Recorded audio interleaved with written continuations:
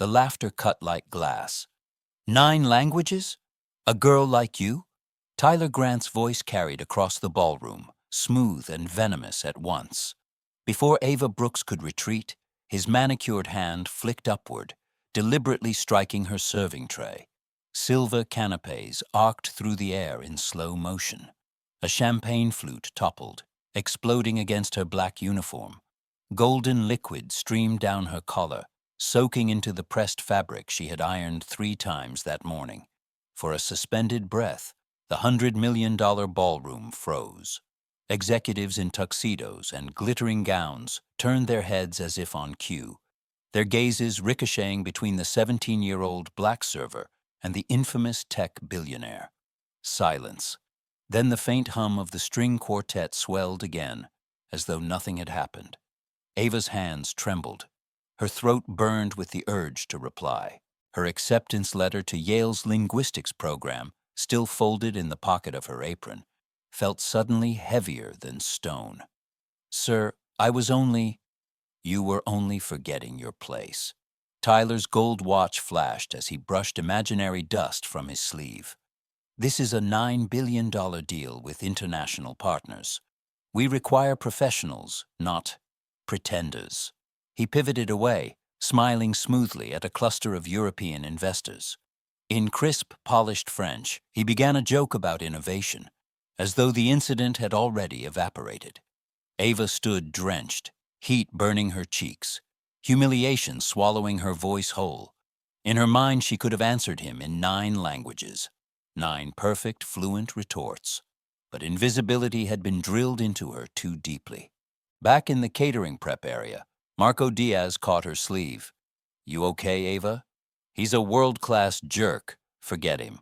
She tightened her name tag, dabbed the champagne with a napkin, and forced the corners of her mouth into place. "I'm fine." But she wasn't fine. 17 years of being underestimated hadn't prepared her for this particular brand of humiliation, the deliberate public dismissal that branded her as less than nothing. She told herself, 5 more hours of this event. Then I can go home. Then Yale. Then out of here forever. She checked her watch. 5 more hours between invisibility and possibility. Ava Brooks had grown up in a house full of languages, music, and the constant refrain that she would have to be extraordinary just to be seen. Her mother, Dr. Elaine Carter, was a Kenyan-born linguistics professor who filled their home with dictionaries and flashcards in every alphabet imaginable. Her father, Marcus Brooks, was an African-American jazz musician who taught her that language lived not just in books, but in rhythm, tone, and improvisation. By 14, Ava spoke 5 languages fluently. By 16, 9. But fluency was never enough to protect her from sideways glances in advanced placement classes, from classmates mocking the weird food in her lunchbox, from security guards checking her ID while white students strolled past unchallenged. She had learned to perfect the art of being invisible, to raise her hand, then lower it when the teacher's eyes skipped over, to retreat into her books of French poetry and Russian novels when her belonging was questioned, to master silence, while inside her head languages swirled like orchestral instruments tuning before a performance. Tonight was supposed to be her final catering gig before leaving for college. Each paycheck went toward closing the $15,000 gap left by Yale's financial aid package. Every tray carried was another brick laid on the path to her dream. Her phone buzzed in her apron pocket. A message from her father. "Killing it tonight, kiddo. Your future's so bright, I gotta wear shades." Ava smiled faintly. The image of him playing saxophone at the club, working extra sets, exhaustion lining his face, anchoring her against the sting of Tyler Grant's words. Yale wasn't just her dream.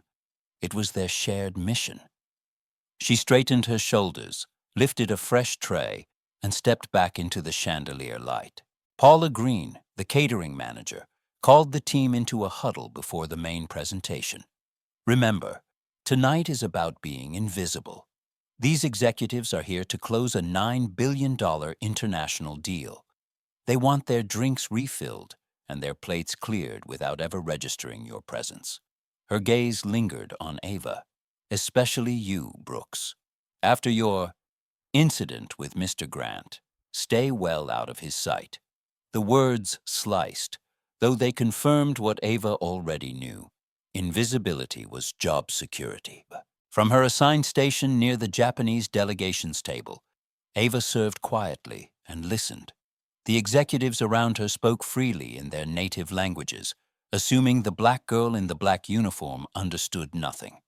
Grant's son is overconfident, one murmured in Japanese.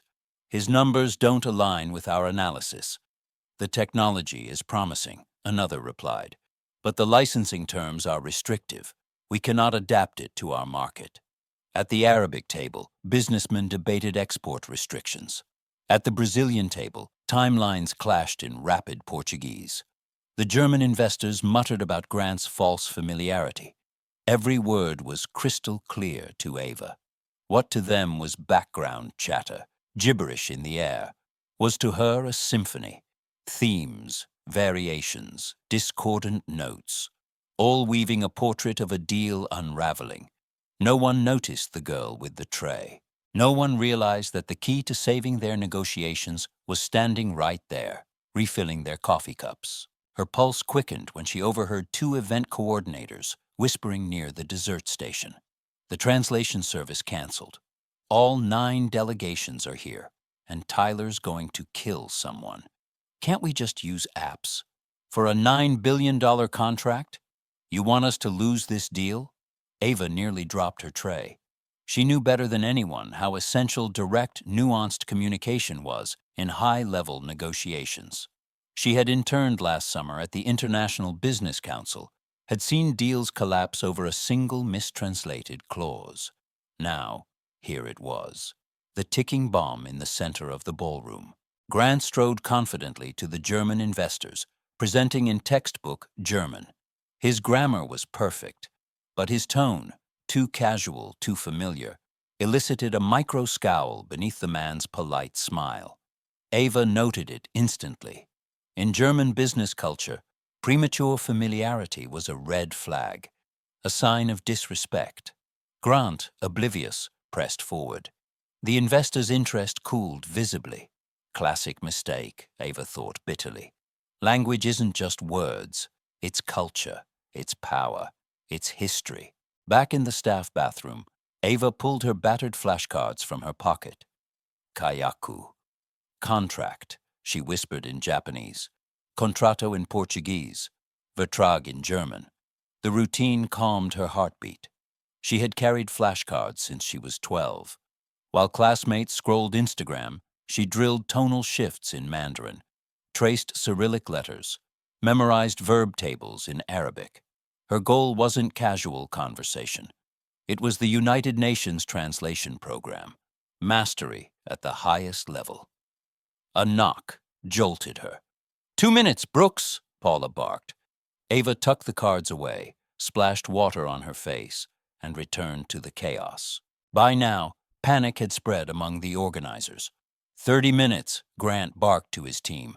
Find me translators or find new jobs. His voice was calm, but his eyes flickered with desperation. Ava's breath caught. She could fix this. She was the solution, standing invisible in plain sight. But stepping forward would mean risking everything. Her wages, her references, maybe her scholarship fund. Paula had been clear. Invisibility was survival.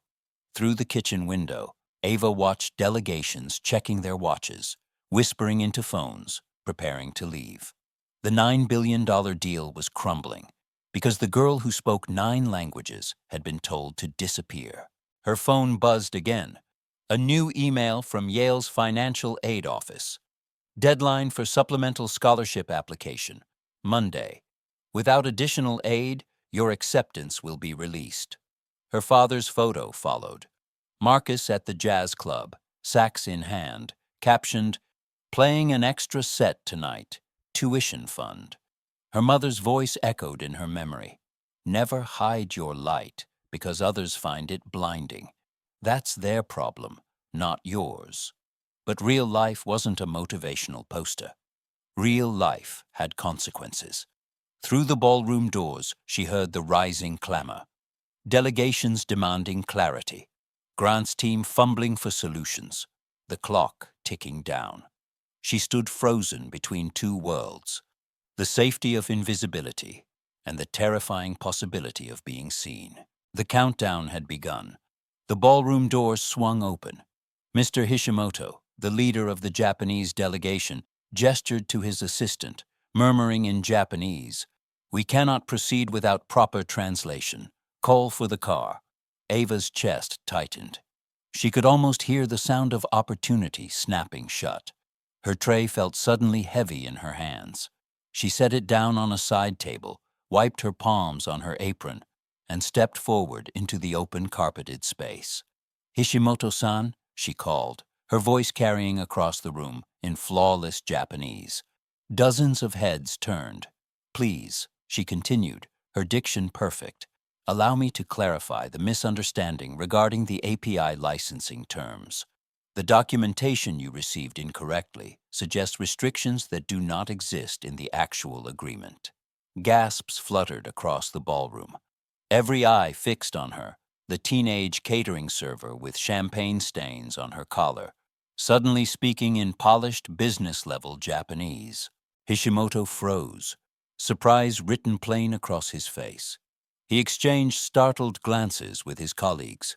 Tyler Grant, at the center of the ballroom, stiffened. For the first time that evening, words failed him. Ava turned calmly toward him, switching to English. "Mr. Grant, Hishimoto Industries' concern is whether they can adapt your software for Japanese business culture without restrictions. Your deck implied they cannot. That's not correct, is it?" For one moment, the mighty billionaire seemed speechless. Then instinct kicked in. "Absolutely incorrect," he declared. "Customization is a core feature." Without missing a beat, Ava relayed his words back into Japanese, layering in the appropriate honorifics, adjusting his brash American confidence into the reserved precision Japanese executives expected. Hishimoto's expression softened, the faintest nod. The room buzzed. Ava pivoted to the Chinese delegation. "Your team expressed similar concerns about data sovereignty. Section 4 of the agreement guarantees local storage. The translation error suggested otherwise." She delivered the sentence in Mandarin, every tone crisp. Her phrasing tailored to business, Mandarin's clipped efficiency. The Chinese delegates leaned forward, whispering rapidly to one another. Their eyes flicked from Ava to Grant, reassessing both the software and the girl who had just stepped into their negotiations. At the Saudi table, one delegate leaned back, arms crossed. He fired a rapid question in Arabic, testing her. Encryption protocols, database architecture, regulatory compliance.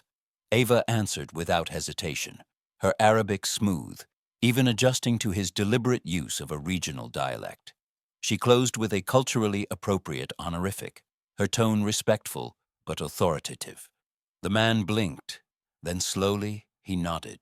Paula Green stormed across the ballroom floor, her heels clicking like gunfire. She hissed at Ava, "What do you think you're doing? Get back to your station, now!" Before Ava could respond, Hishimoto lifted his hand. "We would like her to continue. Please." The authority in his voice silenced Paula instantly. All eyes slid back to Tyler. For a heartbeat, his jaw tightened. Then the practiced CEO smile reappeared, thin as glass. "Miss Brooks," Ava supplied, steady. "Ava Brooks." "Miss Brooks apparently has some language skills," Tyler announced to the room, tone carefully calibrated between amusement and control. "Perhaps she can assist us while we await professional translators." The condescension was unmistakable, but Ava dipped her head politely. "I'd be happy to help." The test began immediately. Tyler accelerated his speech, firing off technical jargon about encryption algorithms, proprietary data modules, and integration architectures. He peppered his presentation with obscure terms meant to trip her up. Ava followed, translating into Japanese first, then Mandarin. then German. She adjusted not just the words, but the register, cutting American marketing flourish for Japanese precision, softening German formality into natural phrasing, ensuring French idioms landed smoothly across cultural lines. The delegations listened closely. They nodded, murmured, took notes. Her business German is excellent, one investor remarked. Frankfurt dialect, very precise. The Brazilian representatives leaned in when Ava switched effortlessly into Portuguese, explaining implementation timelines with the vocabulary of a native consultant. Grant's assistants exchanged skeptical looks. She probably memorized a few stock phrases, one whispered. But the illusion of phrases shattered when Ava kept pace with the Saudi delegates' barrage of technical Arabic, then turned seamlessly to respond to the Russian delegation in their own language, discussing encryption key exchange protocols with exact detail. The Russians glanced at one another, impressed. Grant's eyes narrowed. This wasn't a parlor trick. Marco drifted near with an empty tray, his voice low but urgent. "What did you just do, Ava?" "Something stupid," she whispered back, her pulse hammering. "Stupid? You're saving the whole night. Look around." She did. Delegates were no longer distracted or ready to leave. They were engaged, leaning in, questioning, re-energized. And they were looking not at Tyler Grant, not at his polished team of executives, but at her. Still, the CEO refused to yield. Grant guided Ava toward the presentation area, his grip on her elbow just a shade too tight. "Let's be clear," he muttered under his breath, the smile never leaving his face. "If you embarrass my company with half-baked skills, there will be consequences." Ava's spine straightened. "I understand the stakes, Mr. Grant." "Do you?" He ignored the jab. "This is a $9 billion deal, not a school project." The trial intensified. Grant threw every curveball he could. Legal terms, technical acronyms, cultural references half buried in jargon. Ava absorbed and rendered each one, her voice unwavering. She did more than translate. She bridged. She adjusted tone and emphasis so that what Grant meant survived the journey between languages. She reframed clumsy phrasing into culturally resonant reassurance. At one point, the French delegate interrupted in rapid French, frustration spilling out. This level of disorganization makes us question the entire partnership. Grant smiled as if he understood, but his translation app caught only half the meaning. Ava stepped in, translating every word faithfully, then softening it into terms Grant could respond to. "This isn't about apps," she thought fiercely. "This is about respect." The ballroom felt different now. The string quartet still played, but their music was background to the hum of 9 languages intertwining. The clinking of glasses faded. All attention funneled to the improbable figure of a girl in a damp catering uniform, guiding world leaders through the thicket of language. For Ava, it was like stepping into the eye of a storm. The fear remained. Grant's looming presence, Paula's glare, the risk of losing her wages and reputation. But layered over it was something else. Exhilaration. This was what she had trained for. The late nights with flashcards, the weekends volunteering, the hours she had spent whispering foreign words to herself while classmates laughed. All of it converged here, in this single fragile moment. By the time Grant paused for breath, the delegations were no longer restless. They were engaged, asking direct questions, bypassing his slides to pursue clarity through Ava. And for the first time that night, Tyler Grant looked unsettled. The authority he wielded so effortlessly was slipping, sliding across the marble floor toward the young woman he had shoved aside only hours earlier. Ava Brooks had stepped past the point of no return. There was no going back to invisibility. The applause hadn't even died down before Tyler Grant pulled Ava aside. His smile remained frozen for the room, but his voice dropped to a razor's whisper.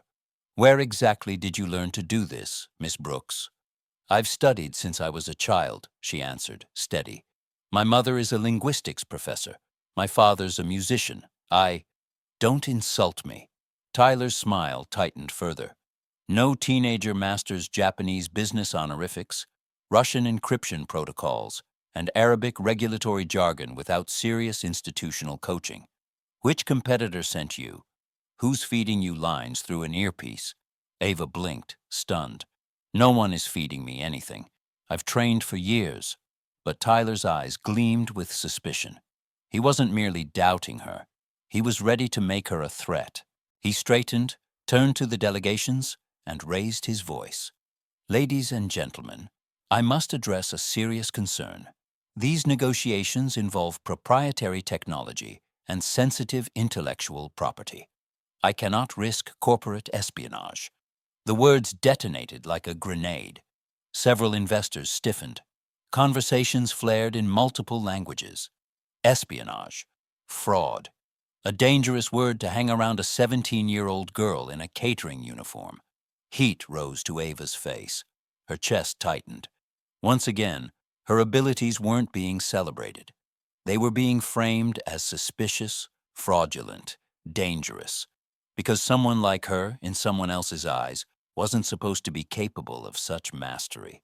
I'm simply a student who speaks multiple languages, she said firmly, her voice cutting through the murmurs. Nothing more. But Tyler's expression made clear he didn't believe her for a second. He leaned toward his legal counsel, whispering urgently. The lawyer glanced at Ava, then at the delegates, unease spreading. What's happening? The German investor asked in careful English. Ava translated into Japanese, Mandarin, Arabic, her professionalism intact, though her pulse thundered. Tyler finally stepped forward. In the interest of protecting everyone here, we will pause until our contracted translation service arrives tomorrow. The risk of proceeding under these irregular circumstances is too great. A ripple of shock swept the room. The Saudi delegation began pulling out their phones, checking flight schedules. The Brazilian representatives gathered their papers. The French delegate muttered angrily in his own tongue, "Unacceptable." We were finally making real progress. Ava translated his words faithfully, even as her heart clenched. This was how it always ended. Talent dismissed, voice silenced, progress undone. But then something unexpected happened.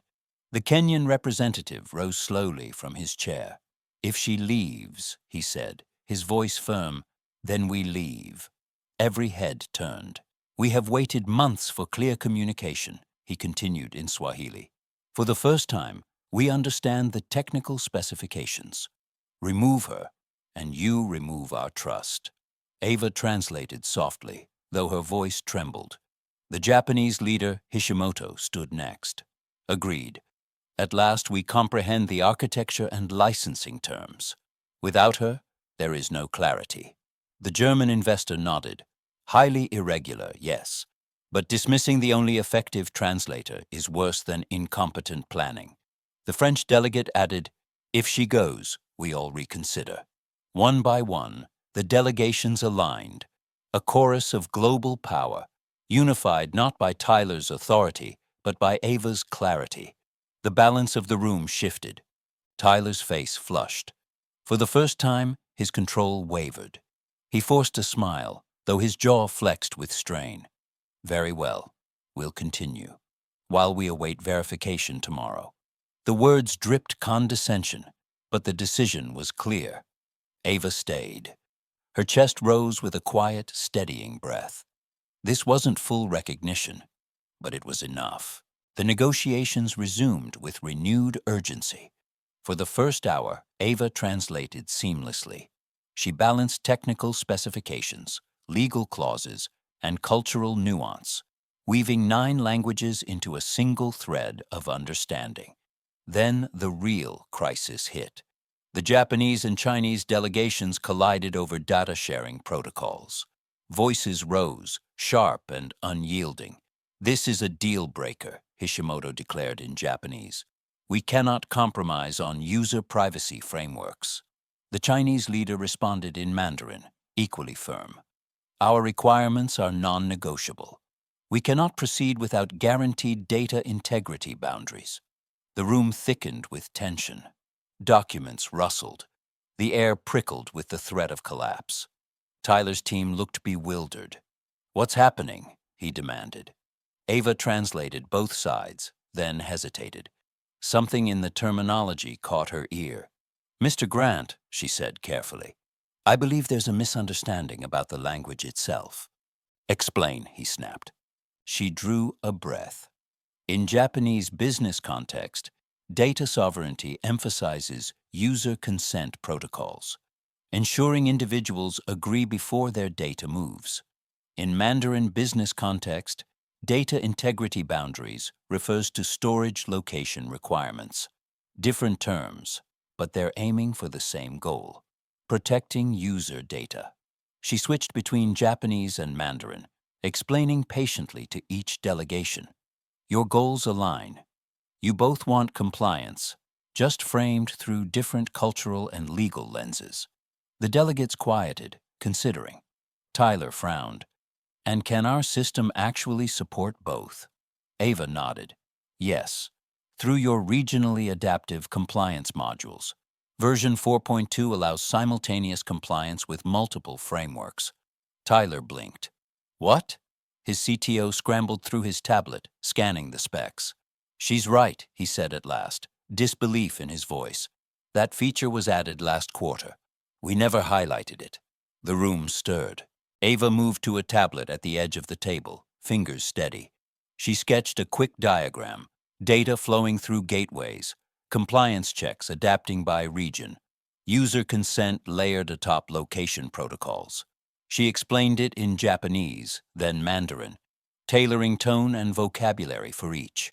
The atmosphere transformed. The Chinese delegates leaned in, murmuring, "This satisfies our requirements." Hishimoto nodded firmly. "And ours." Relief rippled across the ballroom. What had seemed like an irreconcilable gulf dissolved into alignment, unlocked by a teenager's linguistic precision. Grant stared at her, astonished. His billion-dollar deal had nearly collapsed over a translation nuance his entire team had missed. And Ava Brooks, the girl he had humiliated hours earlier, had salvaged it in minutes. The momentum surged. The Kenyan delegation raised concerns about costs for smaller markets. Ava addressed them in Swahili, explaining the tiered pricing structure that favored emerging economies. Information buried in interviews, not in the slides. The Saudis raised regulatory concerns. Ava clarified, citing the GCC's new framework that had taken effect just last month. The French pressed for details on API integration with European systems. Ava translated seamlessly, even adding context Grant hadn't prepared. Each obstacle dissolved, each concern addressed, as Ava orchestrated the discussion with precision. The room, once fractured, moved together. Tyler stood at the center, watching as his presentation collapsed, not into failure, but into something stronger, something he had not controlled. He looked at Ava, no longer with mockery, but with the sharp calculation of a man forced to confront the extraordinary. By the time the delegations leaned back in their chairs, the crisis had shifted into resolution. 9 voices had become one, and the girl in the catering uniform had become the bridge. The signatures came fast, crisp strokes across glossy pages. 9 delegation leaders leaned over the contracts, their pens gliding in unison. Tyler Grant stood among them. The polished smile returned to his face, but this time lacking its earlier ease. The ballroom, once tense with suspicion, now hummed with relief. Ava Brooks stood just behind the circle of suits, still in her catering uniform, her hands clasped in front of her. She had no signature on the page, no company title printed in gold leaf. Yet everyone in the room knew, without her, there would have been nothing to sign. When the last signature landed, the room erupted in applause. Cameras flashed. Champagne corks popped. The string quartet switched to a triumphant march. But the first figure to cross the carpet wasn't a cameraman or Tyler Grant's PR chief. It was Mr. Hishimoto. He bowed slightly to Ava. Brooks-san, your language abilities are extraordinary. When you complete your studies, please contact me. He pressed a business card into her hand. The Brazilian executive followed, clapping her shoulder warmly. Fluent, precise, and authentic. We could use someone like you. Call us when you're ready. The Saudi delegate leaned close, murmuring, Our diplomatic corps values talent of this caliber. Don't disappear. One by one, the delegation leaders handed Ava their cards, tokens of recognition, offers of futures she hadn't dared imagine. And still, she had no business card of her own to exchange. She smiled awkwardly, tucking the stack into her apron pocket. Tyler watched, jaw tight. When the delegates dispersed toward the photo stage, he approached Ava at last, steering her toward a quiet corner behind the curtains. For once, there was no sneer in his voice, only a raw edge of recalibration. 6 hours ago, I told you to stick to serving drinks, he said quietly. You shoved me, Ava replied evenly. His gaze dropped for the briefest moment. And I shoved you. He cleared his throat. That was a mistake. A spectacularly wrong one, Ava said. Not as a jab, but as a fact. He exhaled. Yes, clearly. The silence between them hung heavy, filled with all the things he could not undo. Then Tyler shifted, his CEO mask settling back into place. You said you were accepted to Yale Linguistics? Ava nodded cautiously. Full scholarship? Partial, she corrected. There's a gap I'm still working to cover. He considered this. Grant Systems has an educational support program. Full tuition coverage, stipend, guaranteed internship breaks. If you accept, you join our International Relations Division, effective immediately. Ava blinked. It was life-changing, offered so suddenly it felt unreal. But her spine remained straight. I'd need the details in writing, she said. Tuition, role expectations, everything spelled out. For the first time that night, Tyler Grant looked impressed. He extended his hand. Welcome to Grant Systems, Miss Brooks.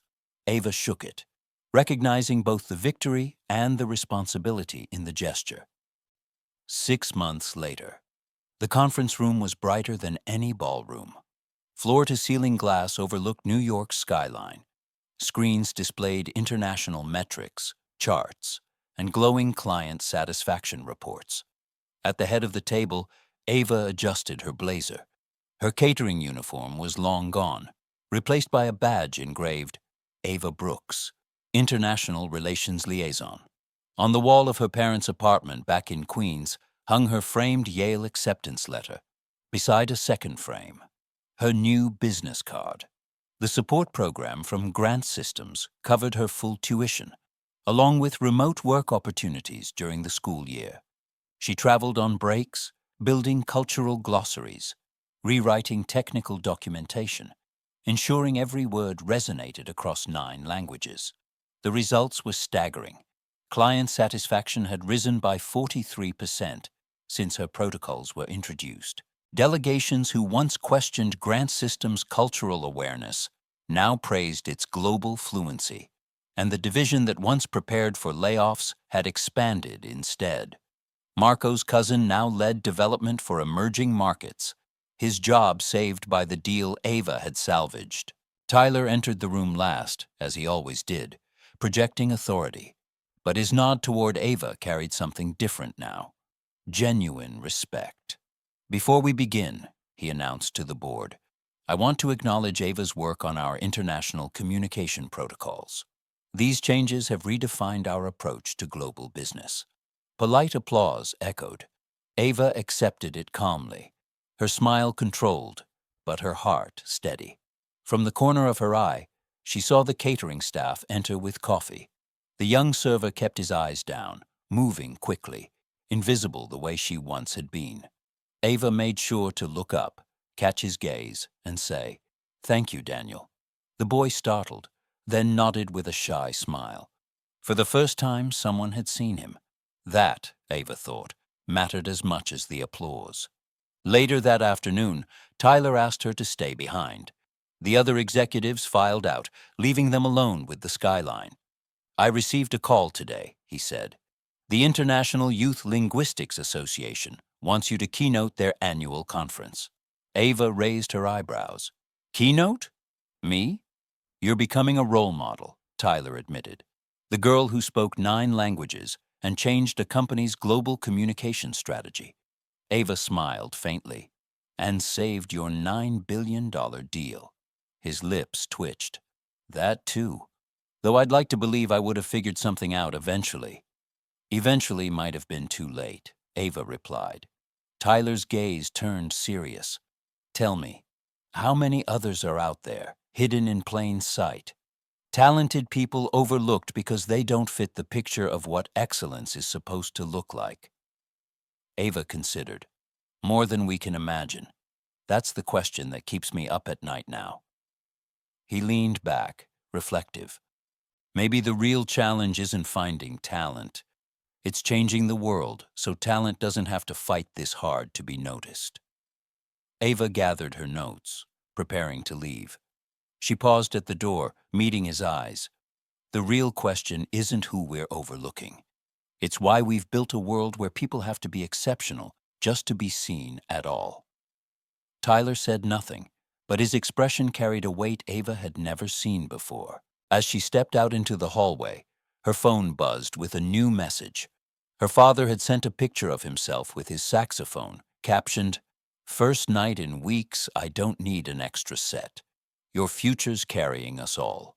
Ava smiled, slipping the phone back into her pocket.